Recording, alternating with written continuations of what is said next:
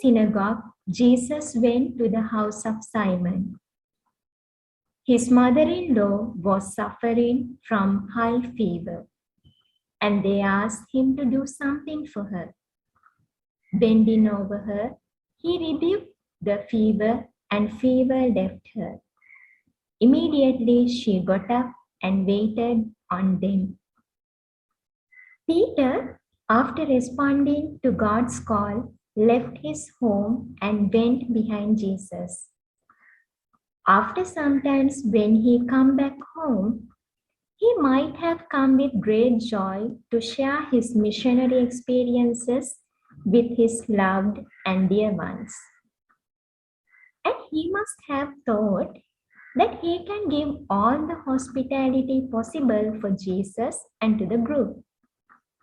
But when he says her mother-in-law is sick, he must have kept aside all his dreams and wishes for a moment.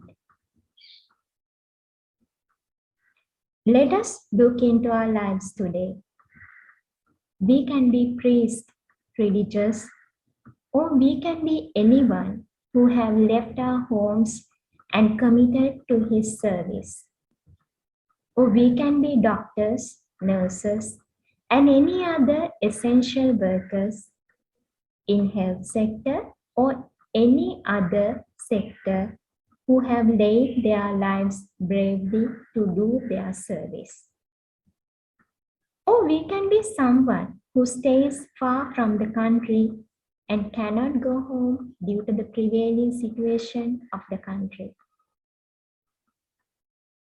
When we visit homes today, we see in many places the situation is the same as in Peter's home. Today we hear from every part of our country, one or two of our dear and near ones, our family members, or our neighbors have been affected with corona pandemic, or they may be going through a severe financial crisis. Are we not in a situation like Peter, in a kind of worry and fear for our people? Is it all our prayer today to do something for them? Believe that Jesus hears our prayer. In such a situation of life today, sickness or a death of our loved one can be a crucial part of our life. It might test our faith. It might shake our faith. In all these, what does Jesus is teaching us by his example? Jesus rose at daybreak and went to a solitary place to pray. In this time of isolation and quarantine, it can be our opportunity to find a solitary place to reconnect our lives with God the Father. When we leave our families for his service, Jesus loves us and blesses us with his special grace.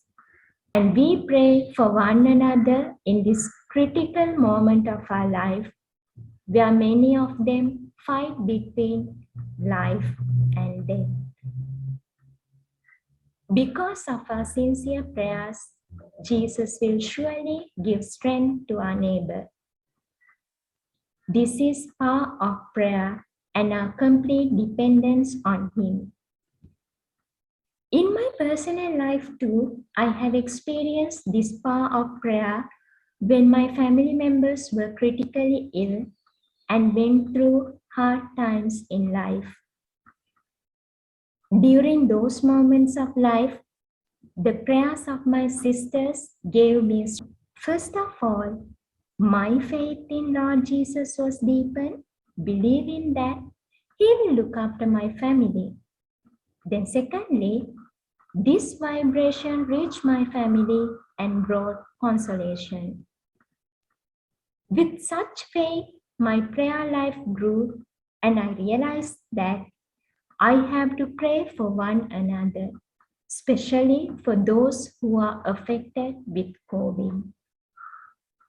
Mother Veronica, our foundress too, went through the same agony as Peter when her mother was ill. She was immersed in prayers, believing that Jesus is her ultimate protection, where she could surrender her loved ones in safe manner. So, as we are going to begin a new month with new hope, but not knowing what our tomorrow may bring to us, let us turn towards our Jesus in prayer, whose power is bigger than our worries and problems. Thanking God and assuring all who ask us to pray for their dear and near ones, let us surrender them to God and say, Glory be to the Father, and to the Son, and to the Holy Spirit, as it was in the beginning, is now, and ever shall be, world without end. Amen. Thank you. May God bless you.